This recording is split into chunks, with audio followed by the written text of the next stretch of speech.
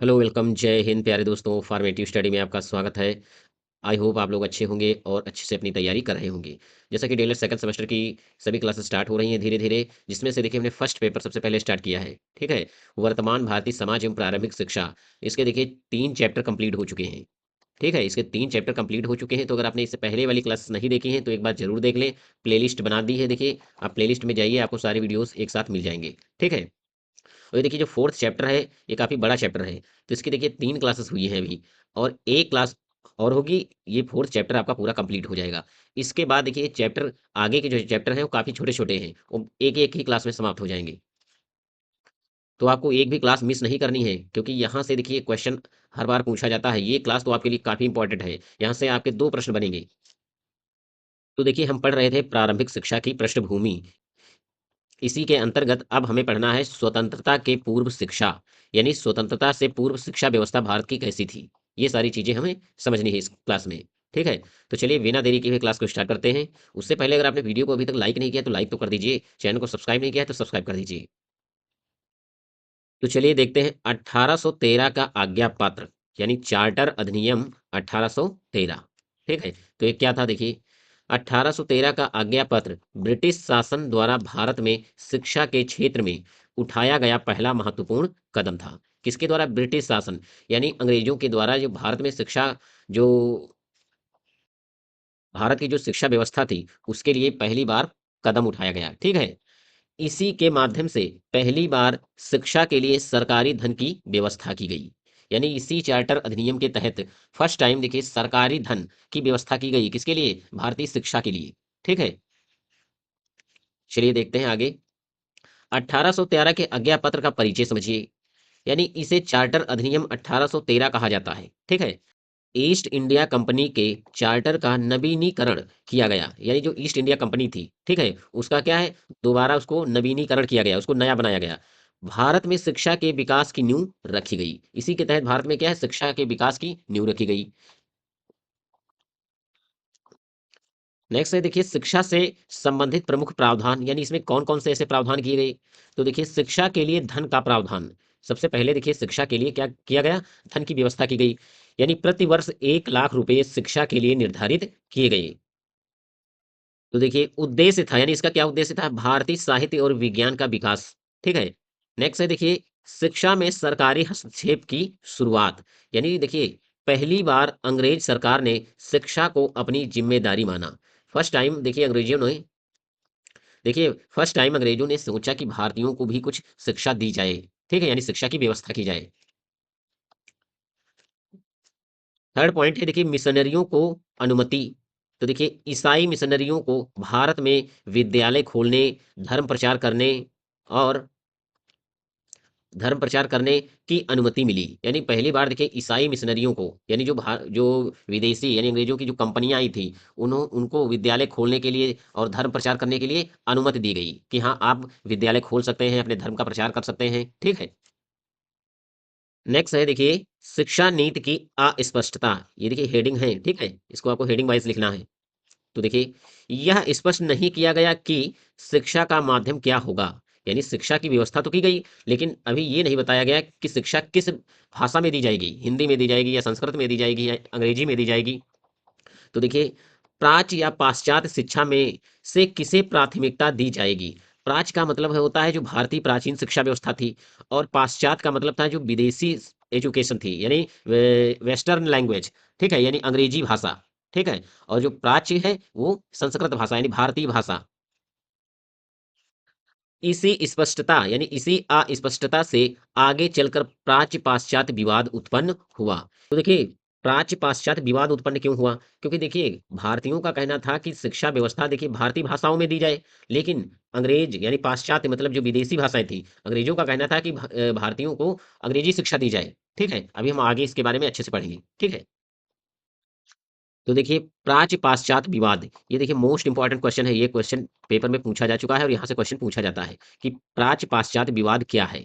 ठीक है, तो देखिए प्राच्य पाश्चात्य विवाद वह शैक्षिक मतभेद था जो भारत में ब्रिटिश शासन के दौरान यह तय करने को लेकर हुआ कि शिक्षा भारतीय भारतीय मतलब प्राच्य ज्ञान पर आधारित हो या पाश्चात्य यानी यूरोपीय ज्ञान पर आधारित हो। यानी शिक्षा व्यवस्था जो है भारतीय विषयों पर आधारित हो, ज्ञान पर आधारित हो या यूरोपीय यानी अंग्रेजों की भाषाओं पर आधारित हो। ठीक है। यह विवाद मुख्यतः 1813 से 1835 ईस्वी के बीच चला। यानी 1813 से लगाकर 1835 तक ये विवाद रहा। ठीक है। तो विवाद का कारण क्या था? तो देखिए 1813 के आज्ञा पत्र में शिक्षा के लिए धन तो निर्धारित किया गया, लेकिन यह स्पष्ट नहीं किया गया कि शिक्षा का माध्यम क्या होगा। यानी 1813 के चार्टर अधिनियम में ये तो बताया गया कि 1 लाख रुपया जो है शिक्षा के लिए दिया जाएगा, लेकिन यह तय नहीं हुआ कि जो शिक्षा है वो किस माध्यम में दी जाएगी। तो देखिए शिक्षा का स्वरूप प्राच्य होगा यानी भारतीय होगा या पाश्चात्य यानी या यूरोपीय होगा यानी या अंग्रेजों का होगा। इसी अस्पष्टता से यह विवाद उत्पन्न हुआ। ठीक है। यानी भाषा को लेकर मेन मुख्य तौर पर अगर कहा जाए तो ये भाषा को लेकर विवाद हुआ। ठीक है। तो देखिए प्राच्य पक्ष में कौन कौन लोग थे? तो देखिए प्राच्यवादी विद्वानों का मत था कि शिक्षा संस्कृत अरबी और फारसी में दी जाए। यानी उस टाइम शिक्षा कैसे दी जाए? संस्कृत अरबी और फारसी में। भारतीय साहित्य दर्शन और विज्ञान को बढ़ावा मिले, जिससे क्या है भारतीय साहित्य और दर्शन और विज्ञान को बढ़ावा मिले। भारतीय परंपरागत ज्ञान का संरक्षण हो। ठीक है। यानी भारतीय जो परंपरा थी उसको संरक्षित किया जाए यानी उसको बचाया जा सके। इसके समर्थक कौन कौन से थे? तो वारेन हेस्टिंग्स, ठीक है, और विलियम जोन्स, ये जो दो लोग थे ये भारत की तरफ थे। यानी उनका भी मानना था कि हाँ भारतीयों को उनकी ही भाषा में शिक्षा दी जाए।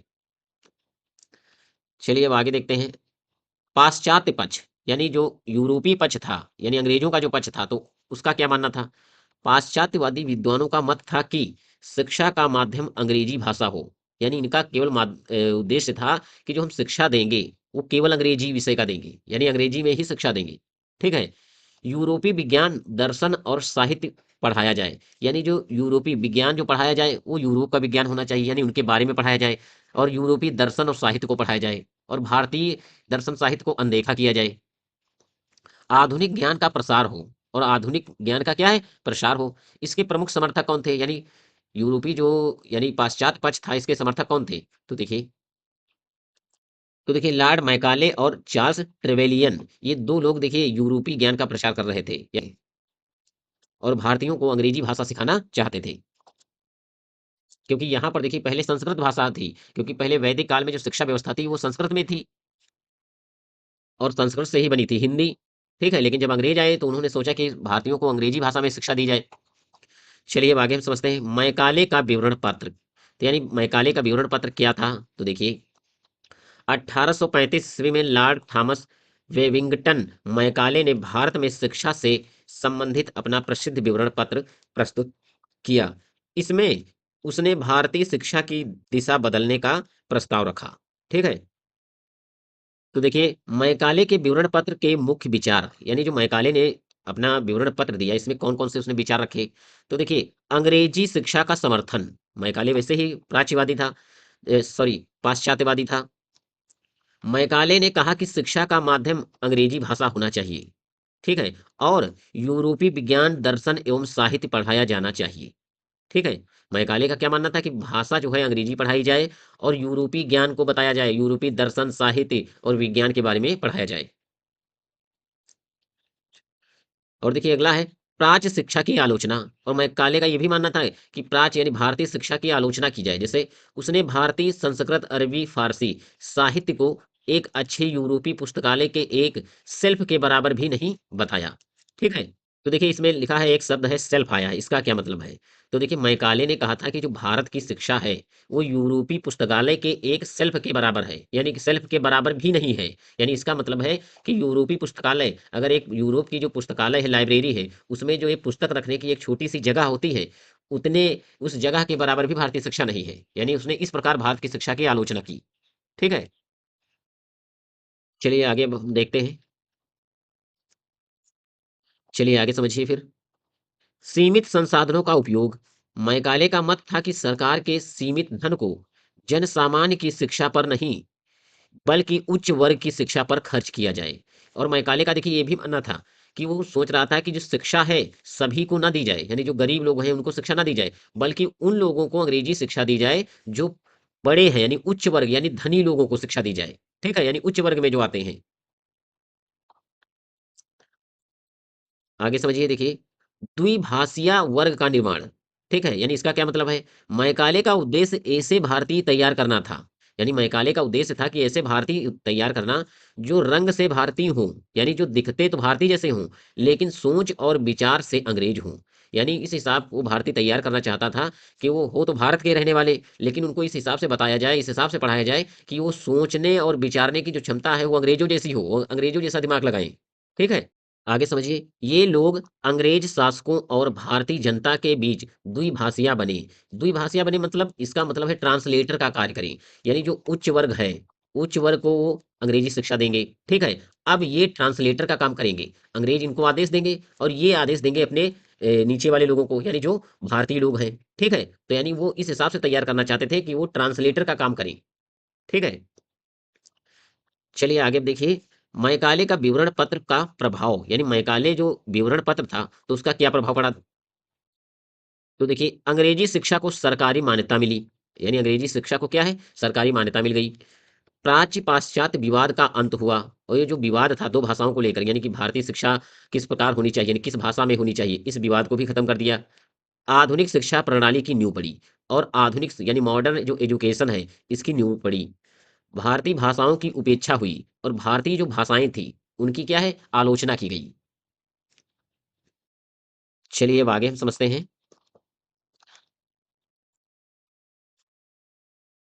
चलिए अब समझते हैं निस्यंदन सिद्धांत क्या है। ये देखिए इंपॉर्टेंट है, यहां से भी एक क्वेश्चन आपका लघु उत्तरी में पूछा जाएगा। ठीक है, कि निस्यंदन सिद्धांत क्या है। तो देखिए, शिक्षा का निस्यंदन सिद्धांत वह सिद्धांत है जिसके अनुसार पहले उच्च वर्ग को शिक्षा दी जाए और फिर वही शिक्षा धीरे धीरे नीचे के वर्गों तक पहुंच जाए। ठीक है? यानी पहले उच्च वर्ग को शिक्षा दी जाए और धीरे धीरे वो नीचे तक पहुंचाने का कार्य करेंगे। जैसे ऊपर से पानी छन कर नीचे आता है, उसी प्रकार शिक्षा का प्रभाव समाज के निचले स्तर तक पहुंचे, इसी को निस्यंदन सिद्धांत कहा जाता है। ठीक है? तो चलिए अब देखिए इसको समझिए एक बार। निस्यंदन सिद्धांत क्या है? देखिए, जो उच्च वर्ग है, अंग्रेज चाहते थे कि हम जो अंग्रेजी शिक्षा है हम केवल उच्च वर्ग को देंगे, और जब उच्च वर्ग शिक्षित हो जाएगा तो ये निम्न वर्ग को शिक्षित करेंगे। ठीक है?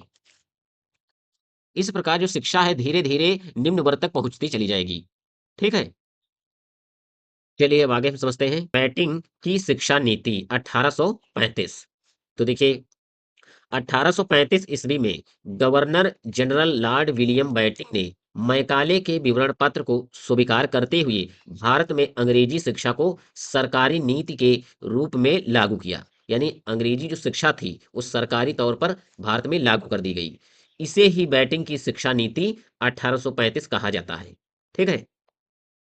तो चलिए समझते हैं बैटिंग की शिक्षा नीति के मुख्य प्रावधान, यानी कौन कौन से प्रावधान थे। तो देखिए, अंग्रेजी को शिक्षा का माध्यम, यानी उच्च शिक्षा का माध्यम अंग्रेजी निर्धारित किया गया। यूरोपीय विज्ञान, दर्शन और साहित्य पर बल दिया गया। ठीक है? नेक्स्ट है देखिए, प्राच्य शिक्षा की उपेक्षा, यानी संस्कृत, अरबी और फारसी शिक्षा को सरकारी संरक्षण कम मिला। यानी जो संस्कृत भाषा थी, अरबी भाषा थी और फारसी भाषा थी, इसको देखिए बहुत ही कम संरक्षण मिला, यानी इस पर ध्यान नहीं दिया गया। प्राच्य संस्थानों के लिए धन में कटौती हुई, और जो प्राचीन यानी पहले के जो विद्यालय हुआ करते थे, जो संस्कृत विद्यालय थे या अरबी फारसी शिक्षाएं दी जाती थी, उनमें देखिए धन की व्यवस्था कम कर दी गई, जिससे कि उनको धीरे धीरे क्या है, वो विद्यालय कम होते गए। चलिए अब हम समझते हैं उड का घोषणा पत्र, यानी 1854। ठीक है? उड का घोषणा पत्र कब लागू हुआ? 1854। तो देखिए, उड का घोषणा पत्र 1854 ईस्वी में सर चार्ल्स उड द्वारा प्रस्तुत किया गया। इसका उद्देश्य भारत में शिक्षा को व्यवस्थित, संगठित और व्यापक रूप देना था। इसी कारण इसे भारतीय शिक्षा का मैग्ना कार्टा कहा जाता है। यहाँ से एक क्वेश्चन ऑप्शन आएगा, देखिए ऑब्जेक्टिव टाइप में क्वेश्चन पूछा जाता है कि भारतीय शिक्षा का मैग्ना कार्टा किसे कहा जाता है, तो उड के घोषणा पत्र को। ठीक है? इस घोषणा पत्र में प्राथमिक, माध्यमिक और उच्च शिक्षा की स्पष्ट रूपरेखा प्रस्तुत की गई। प्रत्येक प्रांत में शिक्षा विभाग की स्थापना, विश्वविद्यालय की स्थापना, शिक्षक प्रशिक्षण, स्त्री शिक्षा, अनुदान प्रणाली तथा शिक्षा के माध्यम पर स्पष्ट नीति निर्धारित की गई। ठीक है? प्राथमिक शिक्षा के लिए मातृभाषा तथा उच्च शिक्षा के लिए अंग्रेजी भाषा को माध्यम बनाने की सिफारिश की गई। यानी देखिए प्राथमिक जो शिक्षा थी वो मातृभाषा में और उच्च शिक्षा अंग्रेजी भाषा में। निजी विद्यालयों को सहायता देने के लिए ग्रांट इन एड प्रणाली लागू करने पर बल दिया गया। यानी ग्रांट इन एड मतलब इसका मतलब होता है कि अनुदान देना, यानी विद्यालय खोलने के लिए क्या है, उनको अनुदान राशि देना। ठीक है। इस प्रकार उनका घोषणा पत्र भारत में आधुनिक शिक्षा व्यवस्था की ठोस नींव बना। ठीक है। इसको देखिए एक दो बार आप अच्छे से समझेंगे, यानी इसको अगर आप पढ़ेंगे तो ये सारी चीजें आपके दिमाग में सेट हो जाएंगी। आपको इसमें कुछ याद करने की जरूरत नहीं पड़ेगी। बस ये आपको दिखने में लग रहा है कि बहुत सारी चीजें लिखी हैं, बड़ा कर दिया है, लेकिन देखिए अगर हम कुछ इसको इसमें संक्षेप में करते, अगर इसको छोटा करते तो बहुत ऐसी चीजें हैं वो छूट जाती। इसीलिए इसको देखिए थोड़ा हमने जितना था इसमें उसमें पूरा पूरा आपको बताया है। ठीक है। तो एक दो बार आप इसको समझ लेंगे यानी पढ़ लेंगे तो आपको रटना नहीं पड़ेगा, यानी आप भूलेंगे नहीं। तो देखिए उड का घोषणा पत्र यानी इसकी विशेषताएं, तो यहां से क्वेश्चन बन सकता है कि उड का जो घोषणा पत्र है उसकी क्या क्या विशेषताएं थी। तो देखिए इसे भारतीय शिक्षा का मैग्ना कार्टा कहा जाता है। ठीक। शिक्षा की त्रिस्तरीय व्यवस्था, प्राथमिक माध्यमिक और उच्च का प्रावधान किया गया। प्रत्येक प्रांत में लोक शिक्षा विभाग की स्थापना की गई। कलकत्ता बंबई और मद्रास विश्वविद्यालय स्थापित करने की सिफारिश की गई। ठीक है। प्राथमिक शिक्षा का माध्यम मातृभाषा तथा उच्च शिक्षा का माध्यम अंग्रेजी भाषा निर्धारित किया गया। चलिए आगे देखिए, शिक्षा के विस्तार हेतु ग्रांट इन एड यानी अनुदान प्रणाली लागू की गई। ठीक है। शिक्षक प्रशिक्षण संस्थानों की स्थापना पर बल दिया गया। स्त्री शिक्षा को प्रोत्साहन देने पर विशेष ध्यान दिया गया। शिक्षा को धर्मनिरपेक्ष रखने का सिद्धांत अपनाया गया। ठीक है। यानी सभी धर्मों के लोग शिक्षण कार्य कर सकें। शिक्षा को व्यवस्थित और संगठित करने पर बल दिया गया। ठीक है। तो देखिए ये थी उड के घोषणा पत्र की विशेषताएं। अब चलिए हम समझते हैं भारतीय शिक्षा आयोग, यानी इसे ही कहा जाता है हंटर आयोग। ठीक है। भारतीय शिक्षा आयोग यानी हंटर आयोग 1882। 1882 ईस्वी में लॉर्ड रिपन के समय पर सर विलियम हंटर की अध्यक्षता में गठित शिक्षा आयोग को भारतीय शिक्षा आयोग या हंटर आयोग कहा जाता है। ठीक है। इसका उद्देश्य भारत में शिक्षा की स्थिति की समीक्षा करना और सुधार हेतु सुझाव देना था। ठीक है। हंटर आयोग के गठन का उद्देश्य प्राथमिक शिक्षा की स्थिति की जांच, यानी इसका क्या उद्देश्य था कि जो प्राथमिक शिक्षा थी इसकी जांच की जाए। उड के घोषणा पत्र के कार्यान्वयन की समीक्षा। तो देखिए समझिए, शिक्षा के विस्तार हेतु सुझाव देना, यानी शिक्षा के विस्तार के लिए क्या है, सुझाव देना। चलिए अब हम समझते हैं हंटर आयोग की प्रमुख सिफारिशें। तो कौन कौन सी सिफारिशें थी। प्राथमिक शिक्षा पर बल। तो देखिए प्राथमिक शिक्षा को सरकार की मुख्य जिम्मेदारी माना गया। स्थानीय निकायों को शिक्षा सौंपना, यानी प्राथमिक शिक्षा का दायित्व नगर पालिकाओं और जिला बोर्डों को देने की सिफारिश। ठीक है। नेक्स्ट है देखिए, मातृभाषा में शिक्षा, यानी प्राथमिक शिक्षा का माध्यम मातृभाषा होना चाहिए। अनुदान प्रणाली का विस्तार। तो देखिए निजी विश्वविद्यालयों को ग्रांट इन एड देने पर बल देना, यानी अनुदान राशि प्रदान करना निजी जो विद्यालय है प्राइवेट स्कूल को। ठीक है। जिससे कि उनको भी आगे बढ़ाया जा सके। अगला है देखिए स्त्री शिक्षा का विकास, यानी बालिकाओं की शिक्षा के लिए विशेष प्रयास। नेक्स्ट है देखिए व्यवसायिक शिक्षा। ठीक है। व्यवसायिक शिक्षा, तो माध्यमिक स्तर पर व्यवसायिक शिक्षा शुरू करने की सिफारिश। ठीक है। नेक्स्ट है देखिए माध्यमिक शिक्षा का विभाजन, यानी साहित्यिक और व्यवसायिक। ठीक है। और नेक्स्ट है देखिए शिक्षा में सरकारी नियंत्रण, शिक्षा पर सरकार की निगरानी और नियंत्रण आवश्यक बताया गया। ठीक है। यानी एजुकेशन पे सरकार नियंत्रण रखेगी और ठीक है किस हिसाब से एजुकेशन सिस्टम चल रहा है या शिक्षा व्यवस्था कैसे की जा रही है, इन सारी चीजों पर सरकार नियंत्रण रखेगी। और देखिए यहाँ पर सरकार से क्या मतलब है, यहाँ जो अंग्रेजी सरकार थी यानी अंग्रेजों का शासन था उससे मतलब है। ठीक है। चलिए अब समझते हैं लॉर्ड कर्जन की शिक्षा नीति। तो देखिए 1904 ईस्वी में लॉर्ड कर्जन ने भारत में शिक्षा सुधार के उद्देश्य से अपनी शिक्षा नीति लागू की। यह नीति मुख्यतः विश्वविद्यालयों और उच्च शिक्षा में सुधार से संबंधित थी। लॉर्ड कर्जन की शिक्षा नीति के उद्देश्य क्या थे। तो देखिए उच्च शिक्षा की गुणवत्ता में सुधार, विश्वविद्यालयों पर सरकारी नियंत्रण बढ़ाना और शिक्षा में अनुशासन और व्यवस्था स्थापित करना। ठीक है। ये कर्जन के उद्देश्य थे। अब चलिए हम समझते हैं लॉर्ड कर्जन की शिक्षा नीति के प्रमुख प्रावधान कौन कौन से प्रावधान किए गए। तो देखिए विश्वविद्यालय अधिनियम 1904, विश्वविद्यालय पर सरकार का नियंत्रण बढ़ाया गया, यानी जितने विश्वविद्यालय थे उस पे सरकार का नियंत्रण रखा गया। उच्च शिक्षा पर विशेष ध्यान, यानी कॉलेजों और विश्वविद्यालयों की कार्य प्रणाली में सुधार। अनुदान प्रणाली में सुधार, यानी अनुदान केवल योग्य संस्थाओं को देने का प्रावधान, यानी उन संस्थाओं यानी उन विद्यालयों को अनुदान दिया जाएगा, यानी राशि दी जाएगी, ठीक है, मदद राशि दी जाएगी जो उस योग्य हैं, ठीक है। पाठ्यक्रम एवं समीक्षा सुधार, तो देखिए पाठ्यक्रम को व्यवस्थित किया गया, परीक्षा प्रणाली में सुधार किया गया। नेक्स्ट है देखिए शिक्षक नियुक्ति में सुधार, योग्य शिक्षकों की नियुक्ति पर बल, यानी योग्य शिक्षक की नियुक्ति की जाए इस पर ध्यान दिया गया। तो देखिए आज की क्लास में हमने पढ़ा स्वतंत्रता से पूर्व शिक्षा, यानी भारत की शिक्षा व्यवस्था कैसी थी, इन सारी चीज़ों के बारे में हमने पढ़ा। ये लेसन देखिए काफ़ी इंपॉर्टेंट है, आपको एक भी इसमें कोई ऐसा टॉपिक नहीं है जो आपको स्किप करना है, सारी चीज़ें आपको नोट कर लेनी है। अगर नहीं नोट करना है तो आपको देखिए ये पीडीएफ टेलीग्राम चैनल पर मिल जाएगी, आप वहाँ हमसे ज्वाइन हो जाइए, आपको वहाँ पर ये सारी चीज़ें मिल जाएगी, ठीक है। और देखिए आप अभी से डेली डेली क्लासेस लेते रहिए। अभी तक अगर आपने वीडियो को लाइक नहीं किया तो लाइक कर दीजिए, चैनल को सब्सक्राइब नहीं किया तो सब्सक्राइब कर दीजिए, और मिलते हैं नेक्स्ट क्लास में, तब तक के लिए जय हिंद।